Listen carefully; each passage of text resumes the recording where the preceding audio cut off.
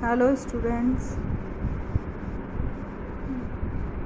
आज शुरू होगी unit 3 understanding harmony in the family and society, harmony in human and human relationship. Understanding means समझना, harmony सद्भाव, इन the family परिवार and society मतलब परिवार के बीच, समाज के बीच सामंजस्य को या सद्भाव को समझना। Harmony in human and human relationship, मानव और मानव रिश्तों के बीच सामंजस्य कैसे बिठाएं। ठीक है, हम इस चैप्टर में अब ये पढ़ेंगे कि मानव और मानवीय रिश्तों के बीच, मानव समाज के साथ, मानव परिवार के साथ सामंजस्य को कैसे बिठाएं, कैसे सद्भाव दिखाएं, सबके साथ समान भाव कैसे करें। अभी हमने पिछले चैप्टर में पढ़ाया था को existence of I and body. हमने पिछले चैप्टर में आपको समझाया था कि what is I and what is body. ठीक है, सबसे पहले आई मीन्स, आई का मतलब है अहम, यानी कि घमंड, यानी कि आई का मतलब मैं। व्हाट डू यू मीन मैं क्या चाहता हूँ। और बॉडी का मीन्स मेरा शरीर क्या चाहता है। ये टॉपिक मैंने बहुत अच्छी तरह पिछले लेक्चर में समझाया था, अभी बहुत अच्छी तरह समझ में भी आ गया होगा कि मैं क्या हूँ और मेरा शरीर क्या है। मैं सोचता हूँ और शरीर वर्क करता है। ठीक है, human lives with harmony within himself at individual level. Human learns to live with harmony with himself. Human live with harmony. Human हमेशा सद्भाव के साथ रहता है, सामंजस्य के साथ रहता है within himself, अब स्वयं के साथ। मानव जो है वो हमेशा स्वयं के साथ सामंजस्य और सद्भाव के साथ रहता है।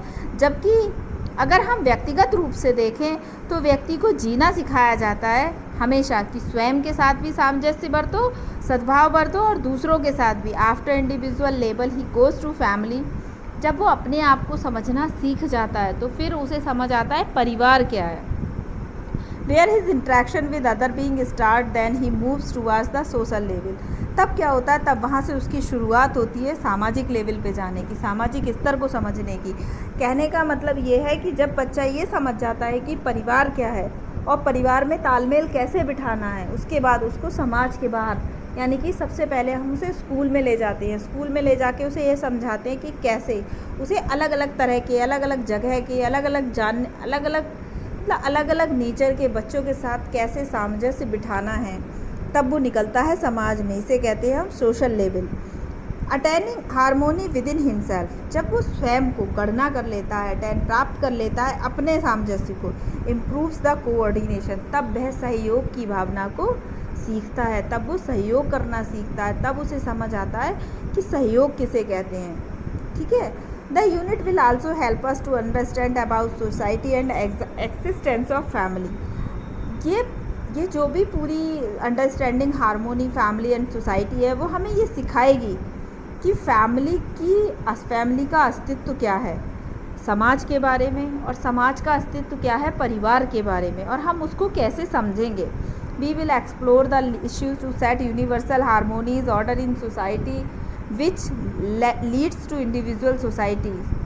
मतलब अगर हम बात करें जनरल रूप में तो पूरे ब्रह्मांड की बात करें तो पूरे ब्रह्मांड में, पूरे समाज में एक ही सद्भाव सिखाया जाता है कि सबको एक समान समझो, सब एक बराबर है, कोई बड़ा छोटा नहीं है, कोई कम ज़्यादा नहीं है, कोई अमीर नहीं है, कोई गरीब नहीं है। ठीक है, everybody is like as a you, हर व्यक्ति तुम्हारी तरह है। Nobody is poor, nobody is rich, nobody is greater than, nobody is smaller then.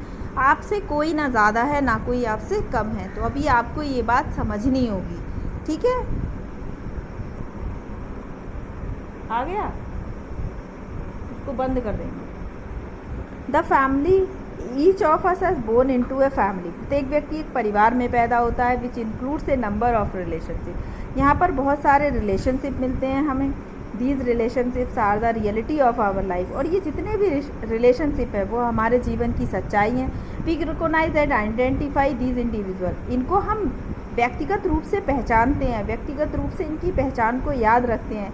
We share our feeling, जिनके साथ हम अपनी भावनाओं को, अपने टेस्ट को, अपनी रुचियों को, अपनी समझ को, सब कुछ को शेयर करते हैं। और हम इन सब की एफिनिटी, अनंतता को जानते हैं। हमें पता है कि परिवार क्या है हमारे लिए।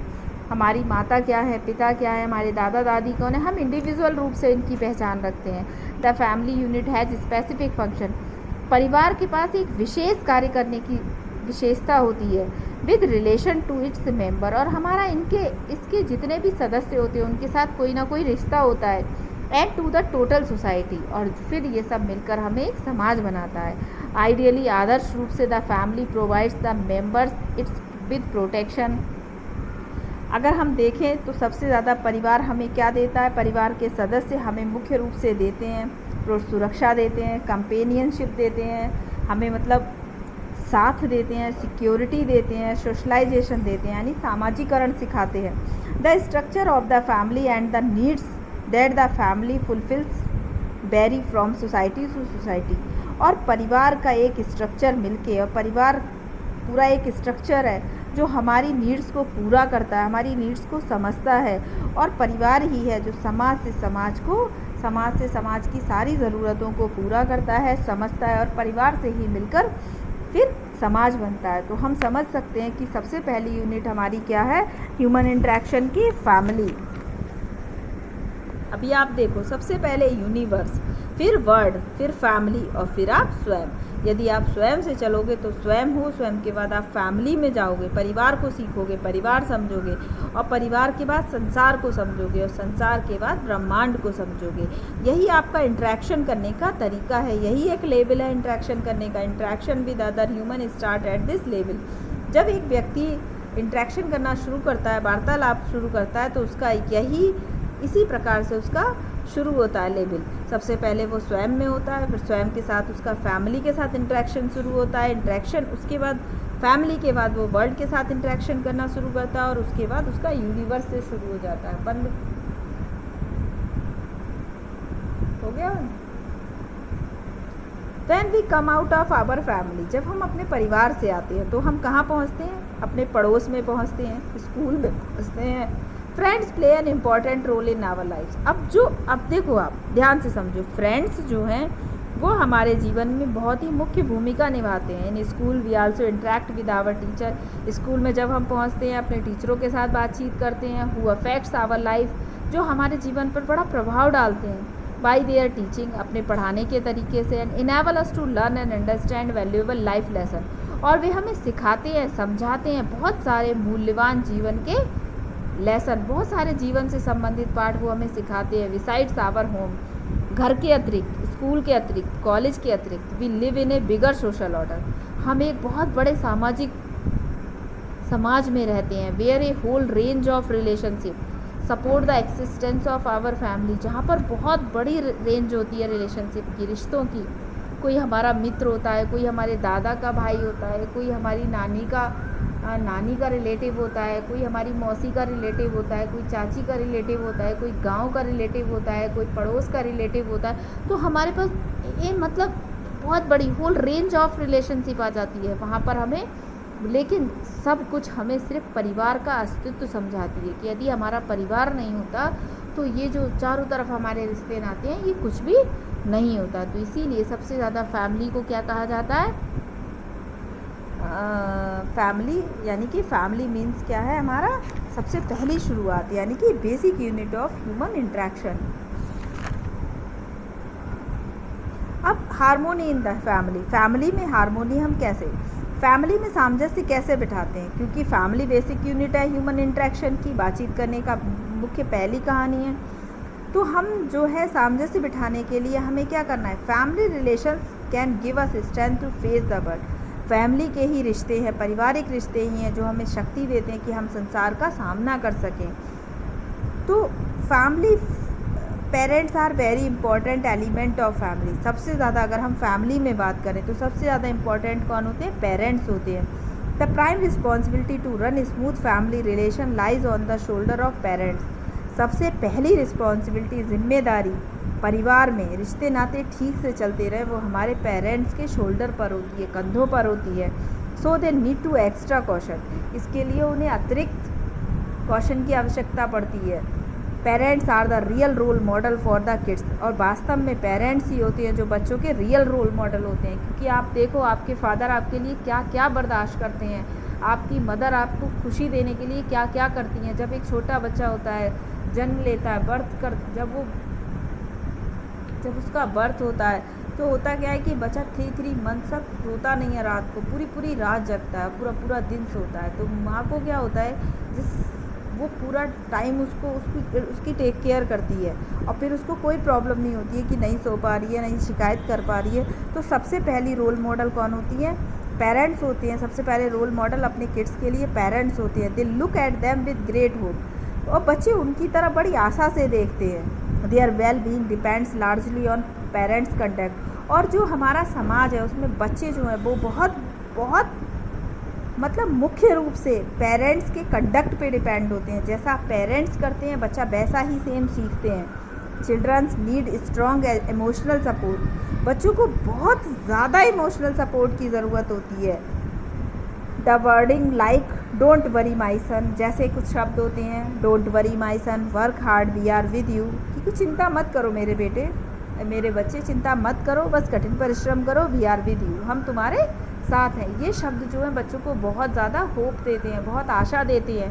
तो ये सब कुछ हमें कहाँ से मिलता है? पेरेंट्स से। तब हम जाकर एक वंडरफुल रिजल्ट दे पाते हैं। Healthy family environment is essential requirement for a well knit family. एक अच्छी फैमिली का वातावरण ही एक अच्छे परिवार का निर्माण करता है। यानी अच्छे परिवार मतलब अच्छा पारिवारिक माहौल ही अच्छा परिवार बनाता है, और अच्छे परिवार के बच्चे ही अच्छे संस्कार के साथ आगे बढ़ते हैं। यदि हमारे परिवार का माहौल अच्छा नहीं है, हमारे परिवार के अंदर का एनवायरनमेंट अच्छा नहीं है, तो वो फैमिली कभी अच्छी नहीं होगी। और फैमिली अच्छी नहीं होगी तो फैमिली में रहने वाले पलने वाले बच्चे भी कभी अच्छे नहीं होंगे। तो हमें बहुत ध्यान रखना है कि अगर old generation like grandfather, mother are the real असेस टू द फैमिली। जितनी भी ओल्ड जनरेशन के लोग होते हैं, हमारे दादा दादी, नाना नानी, वो हमारे रियल असेस्ट होते हैं, मतलब वास्तविक पूंजी होते हैं हमारे परिवार की। Complete respect can be translated to very good guidance for every member of the family. उनको पूरी रिस्पेक्ट मिलनी चाहिए, क्योंकि वो ही परिवार के प्रत्येक सदस्य को पूर्णतया गाइड करते हैं, गाइडेंस देते हैं, ताकि वो लोग क्या कहते हैं उनकी गाइडेंस के अकॉर्डिंग वर्क कर सके और अच्छा रिजल्ट पा सकें। Remember they carry a very rich experience with them, क्योंकि याद रखो उनके पास बहुत बड़ा एक एक्सपीरियंस है, बहुत रिच एक्सपीरियंस होता है उनके पास, क्योंकि उन्होंने बहुत लंबा जीवन बिताया है।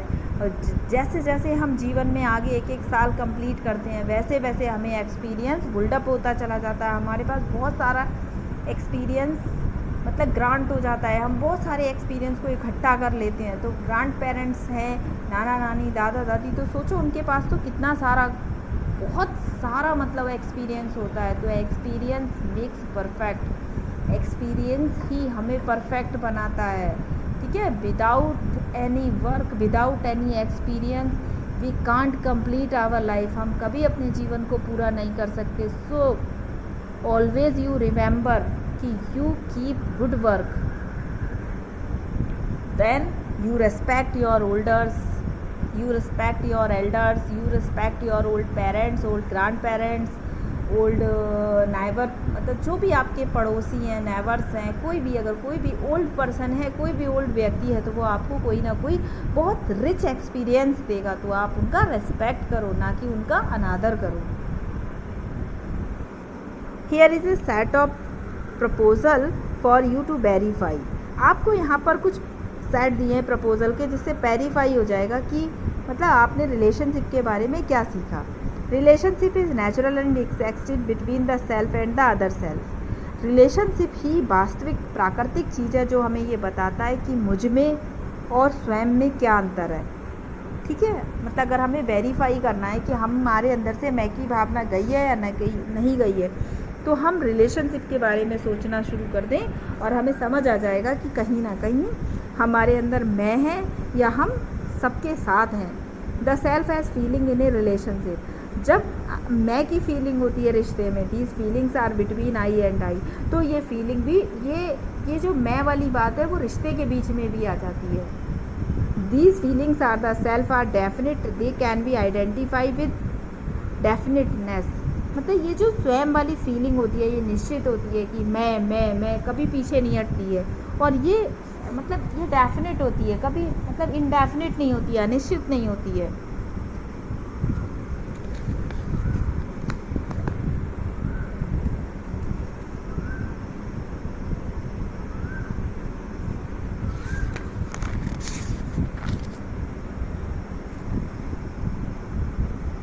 अब पढ़ेंगे हम values in human relationship. Values क्या हैं ह्यूमन रिलेशनशिप की? नो इंडिविजुअल और nation can live by holding itself apart from the community of others. कोई भी राष्ट्र का व्यक्ति या कोई भी व्यक्ति बिना किसी कम्युनिटी के कभी भी अपने आप को होल्ड नहीं कर सकता, अपने आप को संभाल के नहीं रख सकता। इसलिए हमें रिश्तों की, समाज की, कम्युनिटी की बहुत ज़्यादा ज़रूरत होती है। इसके लिए हमें इन सब चीज़ों का ध्यान रखना होता है। There are contain basic values in maintain relationship. अगर रिलेशनशिप को मेंटेन करना है तो कुछ इंपॉर्टेंट वैल्यूज़ को फॉलो करना होता है। Values that are important any relationship are. और जो इम्पॉर्टेंट वैल्यू है रिलेशनशिप की वो क्या है? ट्रस्ट, सबसे पहले विश्वास, रिस्पेक्ट यानी कि सम्मान, अफेक्शन यानी कि लगाव, केयर यानी कि देखभाल, गाइडेंस यानी कि गाइड करना, यानी कि प्रेफरेंस मतलब किसी को प्रोटेक्ट करना, ग्लोरी, यस, ग्रेटिट्यूड, लव यानी कि ये सारे जितने भी हैं हमारे ये वैल्यूज़ हैं हमारी, जो बहुत इम्पॉर्टेंट हैं हमारे रिलेशनशिप के लिए। ठीक है। Present scenario differentiation with in a family relationship of basis of body, physical facilities और बिलीव्स। अभी हम बात करें कि जब मतलब क्या अंतर है डिसरिस्पेक्ट में, क्या परिवार के रिश्ते नातों के और शरीर के साथ, फिजिकल फैसिलिटी के साथ क्या अंतर हमें दिखाई देता है? तो today we are differentiate in the name of respect. यदि हम आजकल बात करें तो हमें समझ आएगा कि today we are differentiating in the name of respect. हम रिस्पेक्ट का हमने सम्मान का नाम ही बदल के रख दिया। We either differentiate people on the basis of their body. हम क्या करते हैं? लोगों का सम्मान उनके शरीर के अनुसार करते हैं। On basis of there wealth, उनके धन के अनुसार करते हैं।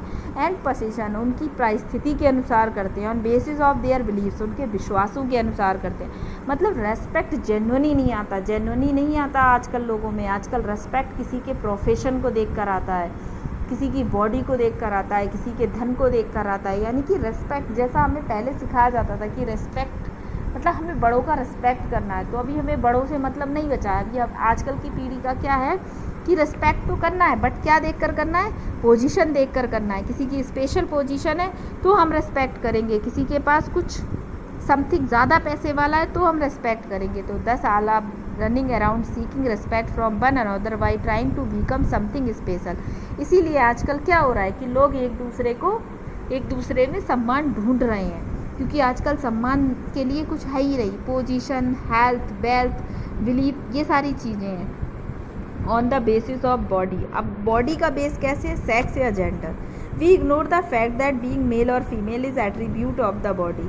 हमें जो है इग्नोर करना चाहिए इस फैक्ट को कि मेल हो या फीमेल हो, बॉडी के रूप में वो कोई भी हो, पर हमें उसके सम्मान में मेल या फीमेल को देखकर उसका सम्मान नहीं करना है। नॉट एन एट्रीब्यूट और द लेवल ऑफ आई, और ना ही मैं को ध्यान में रख कर करना है। रेस, जाति। If the person is the same race as oneself then we treat differently.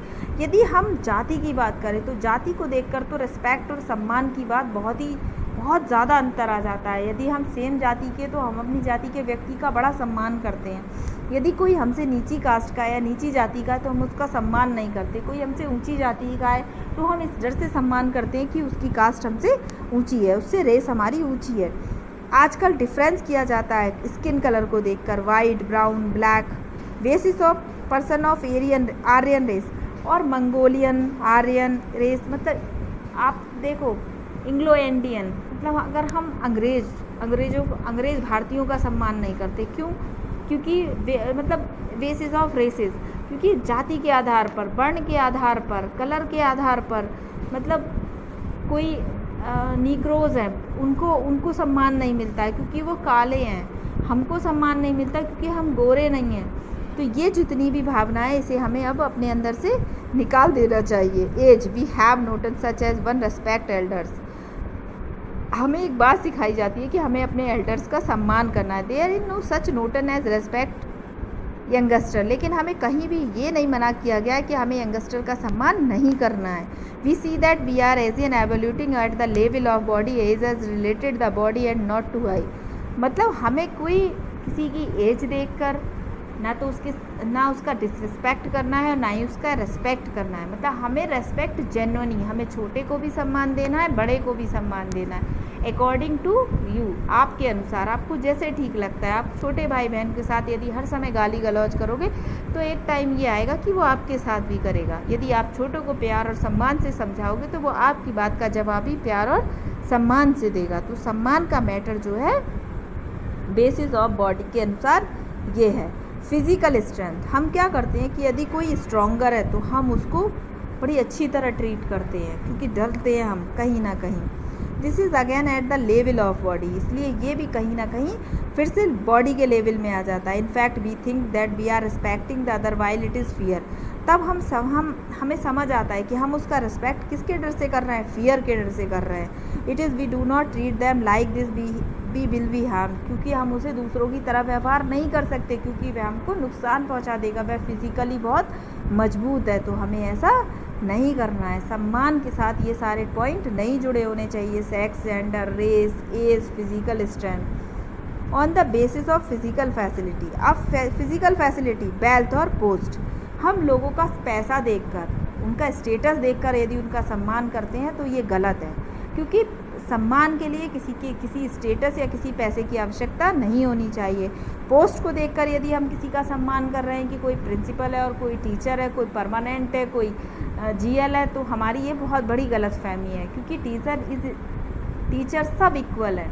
कोई भी बंदा है जो बड़ा है, एल्डर्स है, वो सारे के सारे इक्वल है। हमें कभी किसी की पोस्ट को देखकर सम्मान बढ़ाना या घटाना नहीं चाहिए। On the basis of beliefs, यदि हम विश्वास के आधार पर सम्मान कर रहे हैं तो वो भी गलत है। विश्वास के आधार पर कैसे, जैसे ISMS means any belief in term में thought system that we have और दैट वी हैव अडॉप्टेड। मतलब ISMS सिस्टम वो होता है जिसे थॉट सिस्टम भी बोलते हैं, कि हमने अपने विचारों में एक बात बैठा ली है कि हमें मतलब कोई पर्सनालिटी है, हमें वो बहुत पसंद है, तो हम उसका रिस्पेक्ट कर रहे हैं। अगर हमें उसका कोई गलत काम भी पता चल रहा है तो भी हम उसको खिलाफ नहीं बोल रहे, हम उसका सम्मान किए जा रहे हैं। और कोई व्यक्ति है जिसका हमारे मन में कहीं ना कहीं ये आ गया है कि ये तो गलती है और हम उसका डिसरिस्पेक्ट कर रहे हैं, तो ये हमारी थॉट सिस्टम, हमारा ऐसा नहीं होना चाहिए। ये कोई डिफरेंस नहीं होना चाहिए।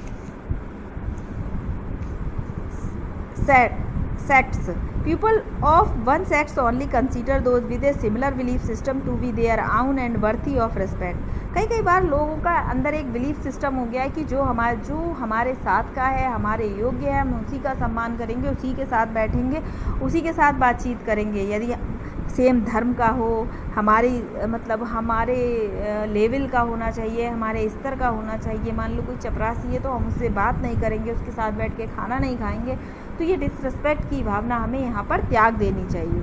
The problems face due to differentiation in respect in relationship में कौन कौन सी प्रॉब्लम्स फेस करनी पड़ती हैं डिफरेंशिएशन के मामले में। जब हम अलगाव की बात करते हैं तो हमें कौन कौन सी, differentiation based on sex gender, जो पीछे भी बताया गया है कि वुमेन्स राइट, वुमेन्स प्रोटेस्टिंग, मतलब हम सेक्स और जेंडर के अनुसार जो हमें प्रॉब्लम बर्दाश्त करनी पड़ती है कि वुमेन्स को बहुत सारे वुमेन्स के अधिकार गिनाए जाते हैं, वुमेन्स की रेगुलेशन रूल बताए जाते हैं, लड़का और लड़की में फ़र्क दिखाया जाता है, तो ये गलत है। डिफरेंशिएशन बेस्ड ऑन रेस, जाति के आधार पर बहुत सारे मूवमेंट्स हुए हैं, बहुत सारे आंदोलन हुए हैं जाति को लेकर, तो ये भी सब गलत है कि फला जाति का है, ये इसके साथ ऐसा होना चाहिए, उसके साथ वैसा नहीं होना चाहिए, तो ये सब कुछ बहुत गलत है। डिफरेंशिएशन बेस्ड ऑन एज के अनुसार भी डिफरेंशिएशन नहीं होना चाहिए कि जनरेशन गैप है, कोई हमारा एल्डर है, कोई हमसे यंगर है, तो ये सारे भी हमें नहीं करने चाहिए। डिफरेंशिएशन बेस्ड ऑन वेल्थ के अनुसार तो बिल्कुल भी डिफरेंशिएशन नहीं करना चाहिए, क्योंकि class struggle movement do away with the class differentiation, many people suffering from a lack of self esteem and some even committing suicide. कई बार क्या होता है, बहुत सारे लोग जब लोग उनकी बेइज्जती करते हैं पैसे के कारण, तो वो कहीं ना कहीं इतने परेशान हो जाते हैं कि सुसाइड कर लेते हैं। तो ये सारी चीज़ों का हमें ध्यान रखना चाहिए। ये एक टॉपिक पूरा हो गया, नेक्स्ट टॉपिक अगली क्लास में पढ़ाऊँगी, तब तक के लिए थैंक यू।